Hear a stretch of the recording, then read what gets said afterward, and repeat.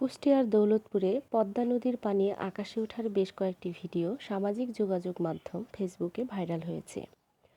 গত মঙ্গলবার ২৯ এপ্রিল বিকেলের দিকে উপজেলার মরিচা ইউনিয়নের একটি এলাকায় পদ্মা নদীতে এই ঘটনাটি ঘটে। ভাইরাল হওয়া ভিডিওতে দেখা যায় হঠাৎ করে পদ্মা নদীর পানি আকাশে উঠে যাচ্ছে। এই ঘটনায় স্থানীয় বাসিন্দারা আতঙ্কিত হয়ে পড়েন।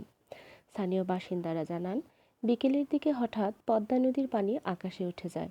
প্রায় 10 মিনিট ধরে এই দৃশ্য দেখা গেছে। এতে আমরা অনেকেই ভয় পেয়েছি। এ সময় মোবাইল ফোনে অনেকে এই ঘটনার ভিডিওটি ধারণ করেন। অনেকে ফেসবুকে ভিডিওটি পোস্ট করেন। ভিডিওগুলো খুব দ্রুত ছড়িয়ে পড়ে।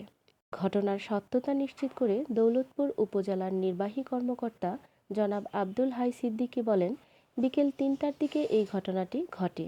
এটি টর্নেডো, তবে এতে এলাকায় কোনো ক্ষয়ক্ষতির পরিলক্ষিত হয়নি।